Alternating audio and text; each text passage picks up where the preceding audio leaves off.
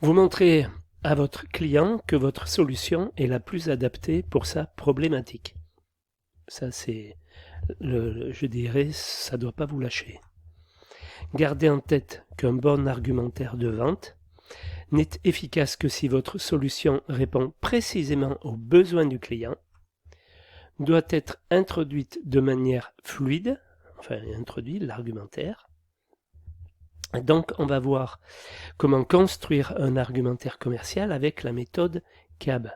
Donc cette méthode d'argumentation commerciale, elle repose sur 3 étapes. Les caractéristiques, donc exposer les caractéristiques de votre produit ou service, ça, donc vous le développez dans votre écrit. Les avantages, faites de ces caractéristiques des avantages pour le maître d'ouvrage. Et bénéfices, expliquez en quoi ce produit ou enfin les modes opératoires, tout ce que vous allez proposer au niveau des variantes ou pas, enfin votre façon de voir le projet, c'est la solution idéale et sur mesure pour le maître d'ouvrage.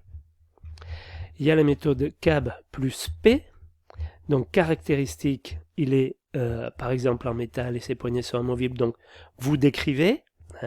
Les avantages, très résistants, il ne prend pas de place, donc vous décrivez les avantages. Les bénéfices, il peut facilement trouver sa place. Bon, ça c'est pour d'autres, mais c'est pour vous donner des idées, ça.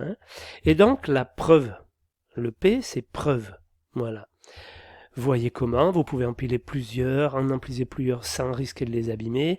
Donc apportez la preuve que tout ce que vous avez décrit au préalable, caractéristiques, avantages, bénéfices, eh ben, ça va vachement bien fonctionner et que ça correspond en plus tout à fait à ses attentes. C'est ça d'apporter la preuve en plus. Voilà. Méthode CAP son cas. Donc la méthode de vente CAP son cas repose sur 2 techniques, combine 2 techniques. CAP, caractéristiques, avantages et preuves. Vous structurez les arguments de vente pour booster le taux de conversion, enfin pour le faire aller vers vous, c'est ça que ça veut dire, le taux de conversion, le retourner vers vous. Son cas, donc, c'est sécurité, orgueil, nouveauté, confort, argent, sympathie.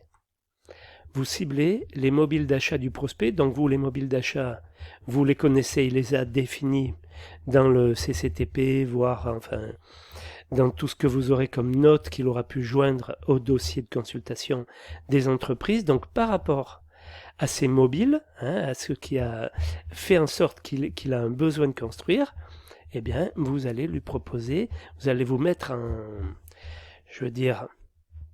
en accord avec lui, vous allez voir.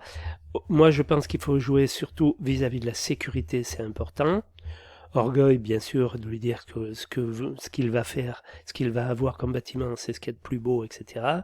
Nouveauté, faut voir, peut-être, enfin, faut voir, au niveau innovation.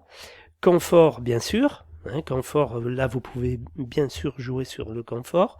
Argent, évidemment, ce que vous lui proposez, ça va lui permettre de faire des économies parce que vous avez pensé au confort et aux économies d'énergie. Et puis sympathie, pour lui dire, vous comprenez, vous avez bien compris son problème et que vous y répondez avec tout en mobilisant tous les compétences de l'entreprise. Par exemple, enfin, après vous l'arrangez à votre sauce, tout ça, faut voir. Donc, créer des arguments commerciaux sur mesure, vous devez satisfaire l'envie du maître d'ouvrage et le rassurer. Super important, le rassurer. Maintenant, détaillez vos arguments commerciaux spécialement adaptés à ce maître d'ouvrage. Déroulez les arguments de votre solution en fonction de ses besoins.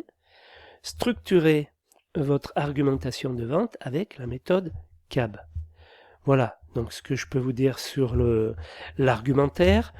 Restez, alors je vous le laisse faire à votre façon, restez vous-même, faites quelque chose avec vos connaissances, vos moyens, et toute l'énergie que vous avez mise dans le dossier, elle doit transpirer sur cet argumentaire. Voilà.